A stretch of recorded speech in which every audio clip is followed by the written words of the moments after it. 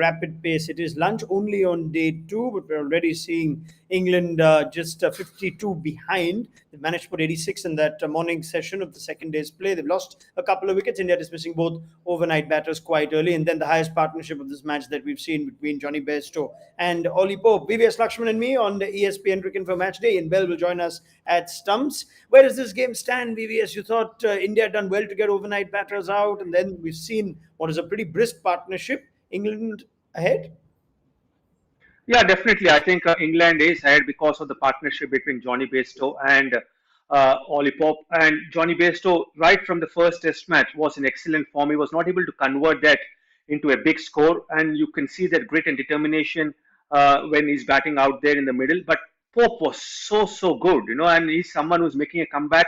He, along with Zach Crawley, are the future of English batting lineup, and I think the way he was moving forward, always looking for the full ball, looking really proactive. I think that's great news for England fans, because he's a youngster with a lot of potential.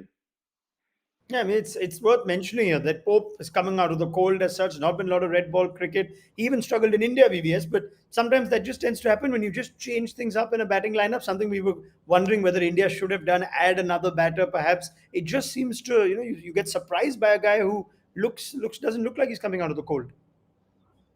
Well, on those Indian wickets, even the Indian batsmen struggle, Raunak. So you can understand Ollie Pope was playing for the first time in Indian conditions. But having said that, I saw him getting 100 in South Africa, and he looked very impressive. A very similar style to Ian Bell, a lot of class about the way he goes about his business. But then I think the confidence level for any youngster, will take a huge beating if they go through a rough patch like what Pope went through in that tour of India. So, but it's great to see that he has worked out the areas more so mentally, and is a lot more assured on the crease. But it's now an opportunity for him to convert this start into a big score, because he averages around 35 or above 35. But you see, India overly depend on Jasprit Bumrah and to some extent Umesh Yadav. Umesh Yadav probably bowled the ball of the series so far to get rid of Joe Root yesterday. Even today, the way he used the angle to get rid of Malan was great to see. But I just feel that Shardul Thakur didn't or doesn't look penetrative, and somewhere down the line, I feel Siraj is carrying a niggle, because not very often you see Siraj bowling below 130. That means he's either tired or he's carrying a niggle, and that's why a bulk of the bowling has to be done by Jadeja and Jasprit Bumrah and Umesh Yadav are your attacking bowlers. So I think both Pope and Bairstow will realize that, and they want to continue post lunch the way they've batted in this session. Yeah, and a fair point. That's where I was coming to now. Were they perhaps helped a little bit? Were Ollie Pope and Johnny Bairstow after those two wickets? You had a couple of overs there when there were almost 7 boundaries, one of the pads, but 7 boundaries in a couple of overs, nearly 28 runs scored. That's a lot in what looks like a low-scoring game or a game of fine margins. Siraj seems to be running out of gas a little bit. VVS, you mentioned you think he's probably carrying something, but this is something that India have got to figure out. Or Mohammad Siraj has to figure out. There looks like there are two release bowlers here. Yes, and I think it was evident even in the way he bowled at Headingley, because if you see the way he was charging in Nottingham and Lords, and I think the way he bowled on the last day at Lords, getting 4 wickets, but the energy, the intensity which we spoke so much about, that was missing when he was bowling, especially the second or third spell at Headingley. And right from the first ball he bowled yesterday evening, and then even today, he looked that he's carrying a niggle, or it can happen, because someone who's bowling with that kind of intensity, you can feel exhausted at the end of 3 Test matches, and all the 3 Test matches he bowled his heart out. But they have to find a way how to utilize Siraj, how Virat Kohli uses him, how he rotates the bowlers will be very critical going forward. Because Shardul Thakur is again someone who didn't look penetrative even in Nottingham. Yeah, he got the wicket of Joe Root there, but he didn't look penetrative. And this wicket is flattening out, and as the match progresses, you can see the batsmen dominating. And I just feel that the flow of runs, especially after getting the wicket of Malan, was something which was because of poor bowling. I think there were a lot of boundary deliveries on offer, and both the batsmen capitalized on it and got settled and got used to the conditions. There's a lot to like about Umesh Yadav. You know, he has his fair share of critics, but he comes out of the cold, bowls that ball to Joe Root yesterday, follows it up. Doesn't look like someone who is coming out of the cold. We have seen fast bowlers, when they're on the bench for a long time, take a little bit of time to get warmed up. Impressed with Umesh Yadav again, VVS? Yeah, very impressed. As I mentioned, probably ball of the series to get rid of Joe Root. When you see the replay again and again, it's almost like an off cutter. From outside the off stump to get through the bat and pad gap of a batsman who was almost invincible in this series so far. And it was a big blow for England yesterday evening. And then to use the angle so well, and the way he uses his wrist and fingers to get the ball go away from the left-hander David Malan was great to see. So Umesh Yadav has always been an attacking bowler, an aggressive bowler, a wicket-taking bowler. If at all there is one thing which he requires to work on is control, and it's got better. But credit to him. I'm sure that he must have really worked hard in the nets because it's never easy for someone who's making his comeback and is not played cricket for a long time to straight away hit the straps, and bowl the way he has done yesterday evening, especially to get rid of Joe Root was a big moment in this test match. Yeah, one terrific delivery, two terrific catches to help him, and that's one thing we've Oh, silently fantastic. not spoken of in detail. India's slip catching seems to have improved. Virat Kohli, in particular, was dropping a fair few catches, especially in dead ball cricket. Lakshman, seems to be stark improvement in India's slip catching. Yeah, and two things which are very much noticeable. Number one is they're consistent with the slip cordon, and that is very important.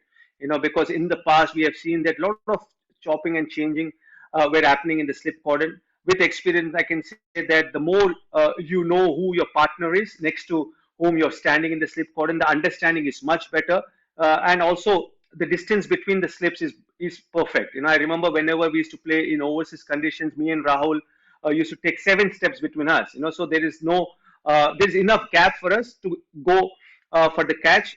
And when you're playing in subcontinent conditions where there's not much of bounce, we used to come a little closer because we used to stand much further towards the wicket.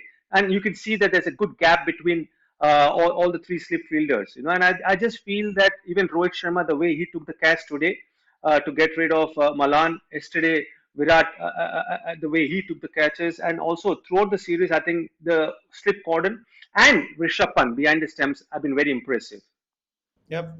It's been good catching from Virat Kohli and co. But what's the perhaps the plan of attack after this? A small partnership seems to be changing the momentum of this Test match. VVS, you expect things to get flatter now, so we speak. What is India's line of defense almost, or line of attack after lunch for you? Yeah, I think the wicket has got flatter. There's no doubt about it because some of the shots which both Johnny Bairstow and Pope were playing, they were hitting through the line, which was not at all seen in the entire day's play yesterday. So I just feel that it's important to cut down on boundaries, and this is a fast-scoring ground. The outfield is lightning fast, and you get value for your shots when you play or when you bat at oval. So I believe that post lunch you should start with Umesh and Bumrah. Both of them looked in great rhythm, and both of them are attacking options. And I would love to see Virat Kohli use a lot more of Jadeja, because especially keeping in mind the penetration or the lack of penetration from Shardul Thakur and Suraj. I would like to see one end where Jadeja is bowling and holding up the flow of runs and almost blocking the flow of runs. And then from the other end, he has to rotate his fast bowlers because Jadeja is someone who can bowl long spells, but you want Jasprit Bumrah and Umesh Yadav to bowl in short bursts because you don't want to overuse them where they lack that penetration and they lose that intensity. So I think using Jadeja will be very critical and rotate the fast bowlers from the other end. They're still 52 runs behind England, so India had hoped for a few wickets. Now, as we look at themes and patterns in this series and discuss them with VVS Laxman on ESPN Cricket for Match Day, one of the things we're going to take as part of our spotlight chat today, we're seeing so many unplayable deliveries. India's batters will be saying they've got so many good ones that Virat Kohli's almost got all of them. Pujara's got a lot of them. We're going to discuss something in particular that you're hearing a lot of, which is the use of the ball with the wobble seam.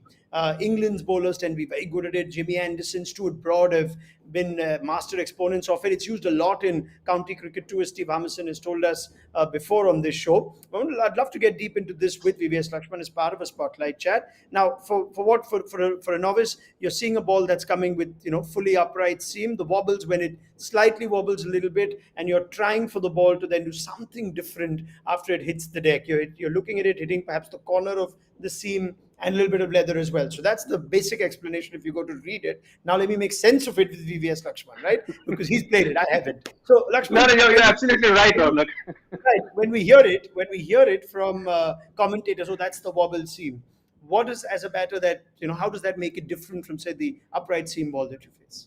Yeah, with upright seam, number one, in it's very easy for you to see where the shine is. And based on that, where the ball is going to end up with. Where is whether it's an outswinger, whether an in swinger, and after pitching also will it be leaving the right hand batsman or going to come back in. But when the ball wobbles, even neither the bowler nor the batsman will know where it's going to end up with. And that's why it becomes all the more challenging. And both the edges are exposed. Whenever the ball starts wobbling. So I just feel that there is something which is not intentionally done or executed by the bowlers. While I understand Steve Armisen was telling that Jimmy Anderson has worked to get better at it, but I feel with talking to a lot of bowlers, they don't do that intentionally. So I just feel from the batsman point of view, it's very important to save one of the edges.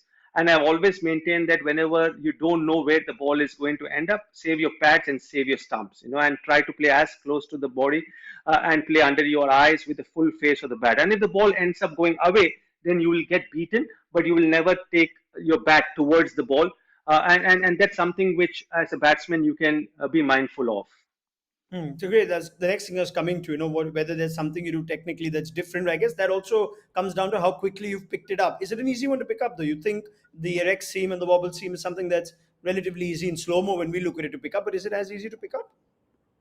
It's tough. It's tough, and it's not where it happens consistently, but there will be a time, or there will be probably a spell where the bowler is not able to land the ball on seam consistently. While he's trying to do that, because you ask any bowler, the more the ball lands on the seam, the more purchase he will get from the surface, and also in the air, he can use the air properly and swing the ball either ways. But I just feel that as a batsman, what you have to look whenever a spell, the bowler is going through a spell where the ball is wobbling, is watch the wrist very, very closely. Based on the wrist position, you can know whether the ball is going to come in or is it going to go out. Or you can also understand the length of the delivery based on the angle of the wrist. If the wrist is more upright, you know that it's going to be pitched up. If the wrist is more inclined downwards facing the pitch, you know that it's going to be a short pitch delivery. So I just feel that whenever you're going through a spell, or whenever you're playing a spell from a bowler where the ball is wobbling and you're not able to know which way the ball is going to end up, I just feel that watching the ball and the wrist closely will be the mantra to perform. From your playing days, VVS, experiences of those exponents who are excellent at bamboozling batters with that wobble seam?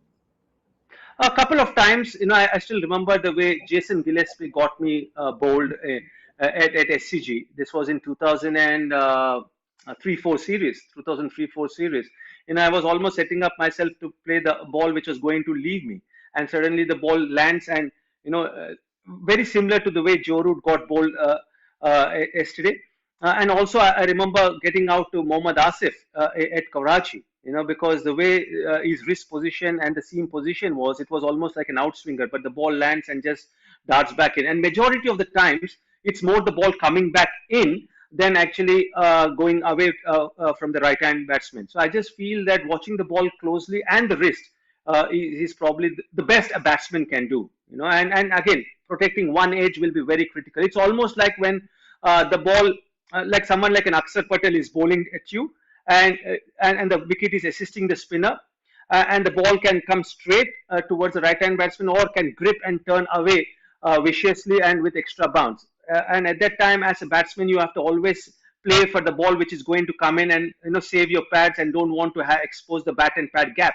And if the ball grips and turns, then you're going to get beaten. I think it's a very similar kind of technique and the mindset you have to use, or you have to employ when you're playing against a bowler who's bowling a spell where the ball is not landing on the seam regularly, but the ball is wobbling. Now, my last question on this is whether it's tough to almost prepare for this. Can you actually prep for it in the nets, or you just depending on your bowlers? Because even those practice pitches are going to be what you're going to get in matches. So this is a tough skill that you can't really practice for, can you? Yeah, you can't practice, neither can a bowler execute that. And as I told, it's not something which the bowler is intentionally executing, it's just happening. But I think the way you prepare for it is when a bowler is testing you, testing your defense. What's in your control is to play underneath your eyes. What's in your control is to sort of show the full face of the bat, and that's something which you can practice. And you want to challenge yourself in your training sessions when you're playing. If you're playing, going to to places like England, South Africa, New Zealand, where there is a lot of swing and lateral movement, then you want to play or test yourself on pitches which are going to assist the bowlers and which where there is a lot of seam movement, and then you test yourself and whether you're coming into the right position or not. And similarly for overseas batsmen, when they're coming and preparing for playing in India or in the subcontinent conditions, you have to play on ranked turners, and only then can you be confident when you're playing those kind of challenging spells. But if you're not prepared for it, then you're just putting a lot more pressure on yourself, and that's not a great mindset or great space you want to have when you're out there in the middle of a competition. All right, brilliant as always, VVS Laxman. Getting deep into a conversation that we're seeing is something that we're hearing more and more often, especially in this series with India's batters succumbing to those balls with the wobble seam. Right, let's pick up this chat then at tea time. VVS pointing out an important session that is coming up. Can India dry up runs on what looks like a flatter surface and try and penetrate? VVS will pick up the chat at tea. Thank you very much. Do join us then on Thank you. ESPN Cricket for Match Day. England are 52 behind. Let's see if India can strike after lunch.